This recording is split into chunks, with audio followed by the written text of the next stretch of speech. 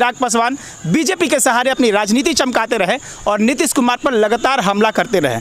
अब शायद इसी बात का खुन्नस रहा होगा नीतीश कुमार को। जो राजनीतिक विशेषज्ञ हैं उनका मानना है कि नीतीश कुमार जो है वो कहने में बिलीव नहीं करते हैं, करने में बिलीव करते हैं, एक्शन में बिलीव करते हैं। तो कुल मिलाकर देखा जाए तो बिहार में सियासी जो पारा है 7वें आसमान पे है। फिलहाल हम बात करेंगे, हमारे साथ अशोक कुमार सिंह हैं जो जदयू के जिला प्रवक्ता हैं, प्रमुख प्रवक्ता हैं, और हम इनसे बातचीत करेंगे कि क्या कुछ चल रहा है राजनीति में और जो ये बार बार आरोप लगाया जा रहा है कि नीतीश कुमार की चाल है, यानी नीतीश कुमार के इशारे पर सब कुछ हो रहा है, इसमें कितनी सच्चाई है। सर, लोक जनशक्ति पार्टी को आप लोगों ने कई टुकड़ों में कर दिया, ऐसा आरोप लगाया जा रहा है आप लोगों को। माननीय मुख्यमंत्री जी किसी को तोड़ने का काम नहीं किया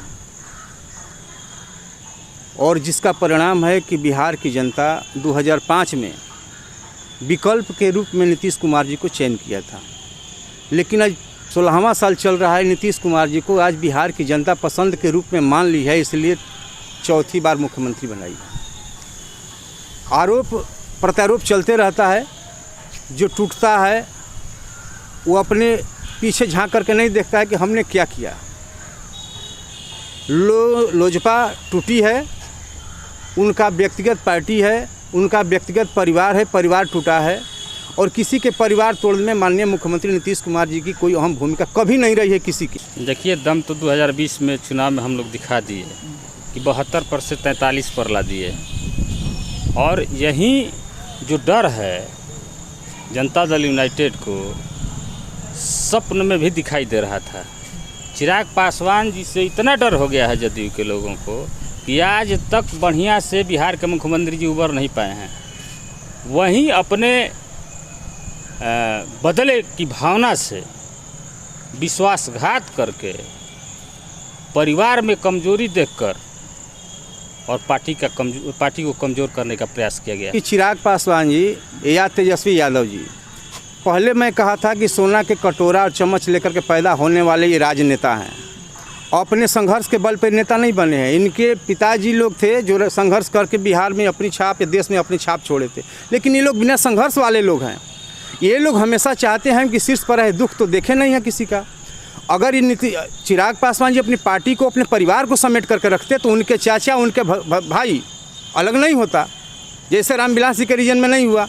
इसमें जनता दल यूनाइटेड के 3-4 लोग हैं जो इस ऑपरेशन में लगे हुए थे कि लोक जनशक्ति पार्टी को किस तरह से कमज़ोर कर दिया जाए।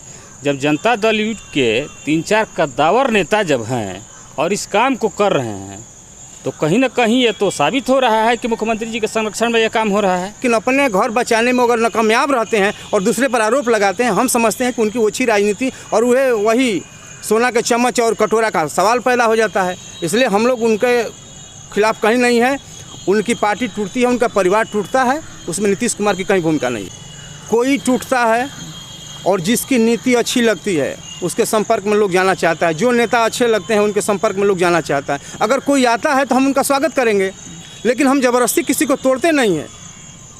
अब हम चिराग पासवान जैसा ये नहीं बोलेंगे कि हम सरकार बना लेंगे, एक भी विधायक जीतने वाले नहीं हैं, अब सरकार बना लेंगे तो नीतीश कुमार को जेल भेज देंगे। नीतीश कुमार जैसा बिहार में बेदाग नेता अभी तक न 70 साल में कोई पैदा हुआ था, न भविष्य में अभी कोई दिखाई दे रहा है। इसलिए नीतीश कुमार पर दाग लगाने वालों को अपने दामन को देख लेना चाहिए कि मेरे दामन में कितना दाग है। हमारे नेता ने स्पष्ट कहा कि नीतीश कुमार जी, माननीय मुख्यमंत्री जी से व्यक्तिगत कोई मेरा दुराव नहीं है, लेकिन इनके नीतियों के खिलाफ हम लोग हैं। इनकी नीतियों के खिलाफ हम लोग हैं और इसकी आवाज़ उठाएंगे और जनता की जो समस्याएं हैं उसको भी हम लोग उठाएंगे। वहीं जो आज परिणाम हुआ कि वह अपने को अपना गलती मानकर कहीं ना कहीं देखी कि लोक जनशक्ति पार्टी के माध्यम से हमारी प्रतिष्ठा घट रही है, तो लोक जनशक्ति पार्टी को किस तरह से कमज़ोर किया जाए, उसी तहत यह काम किया गया है।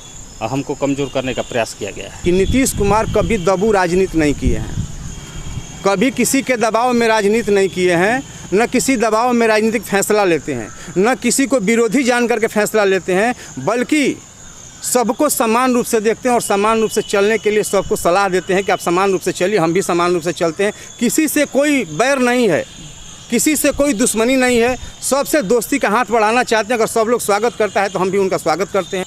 हमारे साथ 2005 में भी यह घटना घट चुकी है कि हमारे 29 विधायक जा चुके हैं, आज 5 सांसद गए हैं। तो जाने आने से, विधायकों को जाने आने से पार्टी समाप्त नहीं होती है।